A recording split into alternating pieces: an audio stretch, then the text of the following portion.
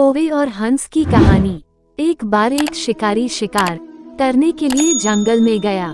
बहुत दूर तक जंगल में जाने पर भी जब उसे कोई शिकार नहीं मिला तो उसे थकान हुई और वह एक वृक्ष के नीचे आकर सो गया।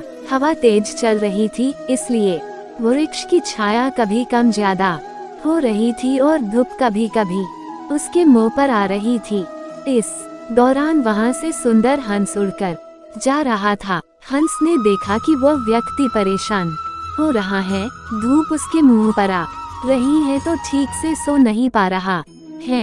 हंस पेड़ की डाली पर अपने पंख खोलकर बैठ गया ताकि उनकी छांव में वह शिकारी आराम से सो सके। उस हंस के पंख खोलने से छाया हो गई और नींद आने के कारण शिकारी आराम से सो गया। तभी एक कौवा आकर उसी डाली पर बैठा जिस पर हंस बैठा था।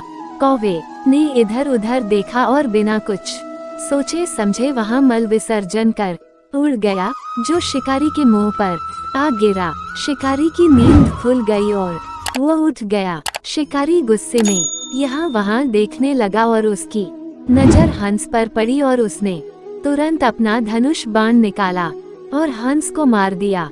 बाण हंस को जा लगा और वह नीचे गिरने के बाद मरते मरते हंस ने कहा, मैं तो आपकी सेवा कर रहा था, मैं तो आपको छांव दे रहा था, आपने मुझे ही मार दिया, इसमें मेरा क्या दोष।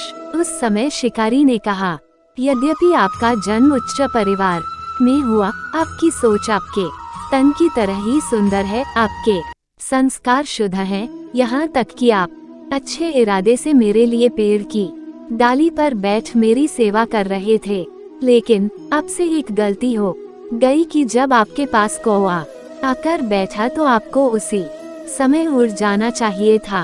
उस दुष्ट कौवे के साथ एक घड़ी की संगत ने ही आपके कर्मों का नाश कर दिया और आपको मृत्यु के द्वार पर पहुंचाया। अगर आपको ये हिंदी कहानी अच्छी लगी तो अपने परिवार जनों के साथ सोशल मीडिया पर जरूर शेयर करें और कमेंट बॉक्स में जरूर बताएं कि कहानी कैसी लगी।